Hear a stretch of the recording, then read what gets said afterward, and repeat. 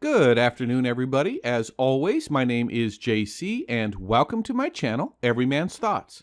In today's video, we're going to discuss all of the updated information we have for the upcoming Amazon Lord of the Rings television series. On a side note, I will be covering the show for the entire life of the series, so if that is of interest to you, please consider subscribing to my channel, and with that, let's get started. Let's start with the basics. The licensing agreement was for 5 seasons with an option for a 6th. The first season we know will be 8 episodes, each episode about 1 hour in length. Now, Amazon has acquired the rights to make 5 or 6 seasons, but to this point they've only paid the production cost for 2.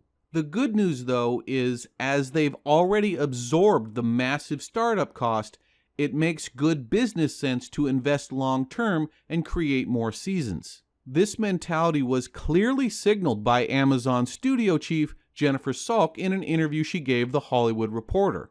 During the interview, she stated that the high startup costs were due to world building and creating the infrastructure that they could leverage long-term. Keep in mind, Amazon's likely not just thinking about these 5 seasons, they've talked about spin-offs as well, and from that perspective, these costs begin to make sense. For some people, the 8 episodes will come as either a surprise or a disappointment. Early on, there were open and public statements given by people who worked for the show that said 20 episodes. I don't know if the initial statement of 20 episodes was the original plan or some form of mistake. What I do know is the 8 episode number has been repeatedly verified in the subsequent months. The show will film exclusively in New Zealand, so it should have some of the look and feel of the Peter Jackson trilogies.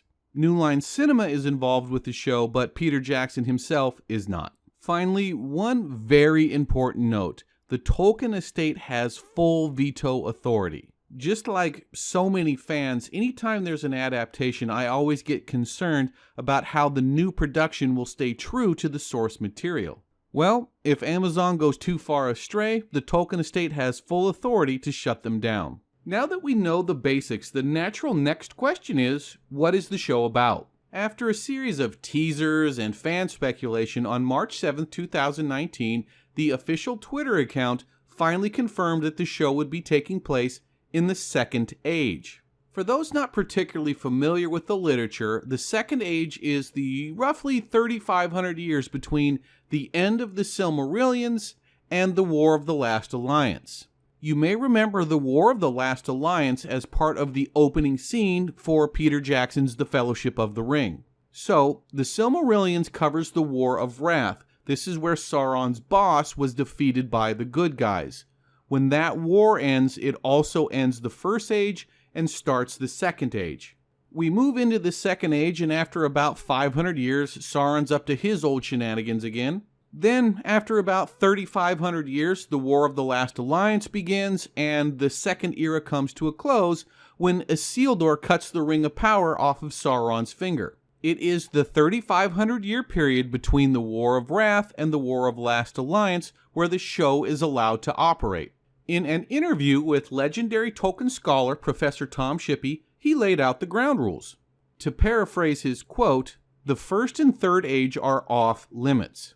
If something from the First Age is mentioned in one of the books, you can also mention it in the series insofar as it explains something in the Second Age, but you're in a gray area." The stories that most fans are familiar with, like The Lord of the Rings or The Hobbit, took place deeper into the Third Age and are absolutely off limits. If you are looking for reading material that covers this time period, I would recommend the last 2 chapters of the Silmarillions and the Unfinished Tales.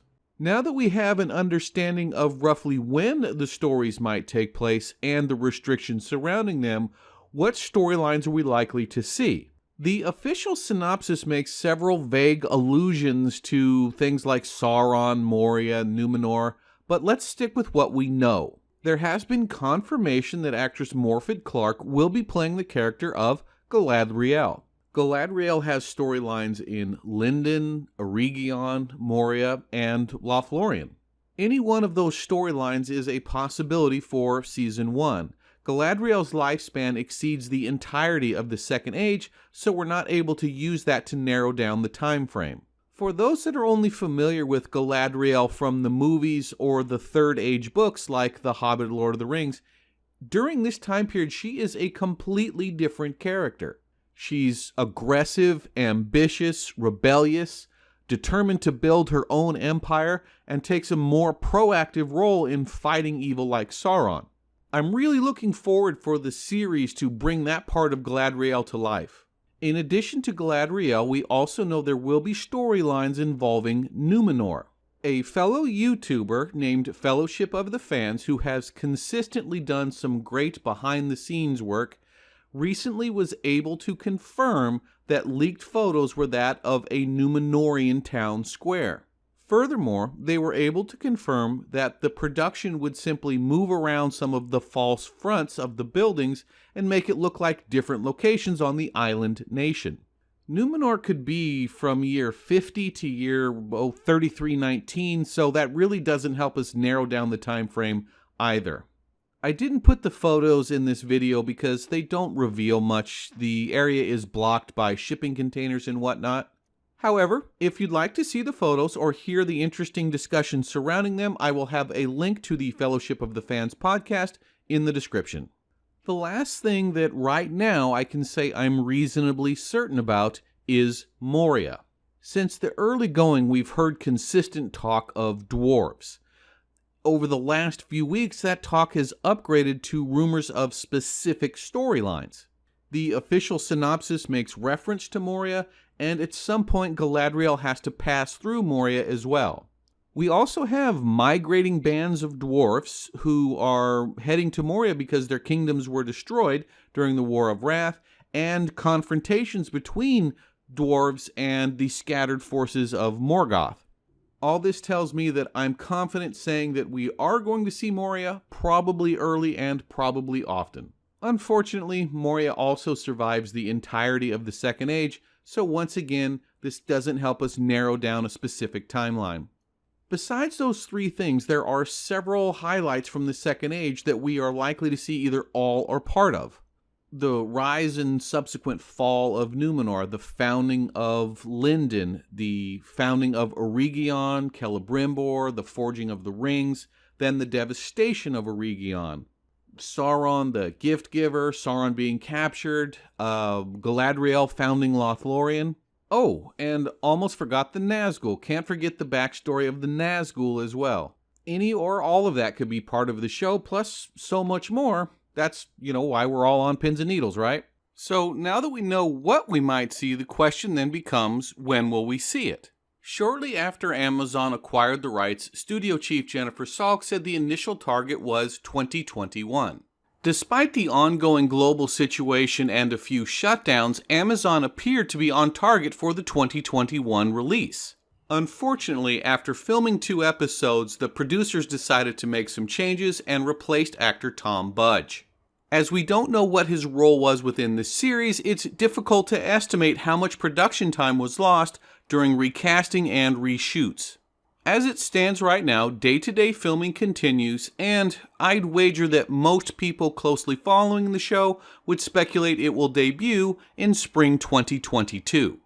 If you are still hoping for a 2021 release, there are a few glimmers of hope on the horizon. First, there is an unsubstantiated rumor that Amazon has asked the production to do whatever it takes to try and finish by the end of July. The only obvious reason you might do that is so the show could enter post-production in time for a release at the end of the year. Second, another new Amazon fantasy series, The Wheel of Time, had some marketing events that may suggest Amazon is trying to keep its options open for Christmas. As you probably remember, the Peter Jackson trilogies established a Christmas release tradition for Lord of the Rings. Again, I would remind everybody that the facts are interesting but circumstantial, and the rumor was unsubstantiated. If you are looking for more information, I do have individual videos for the cast breakdown and some interesting ones on the various controversies the show has faced thus far. So that's it for me this time, guys. I will see you next time.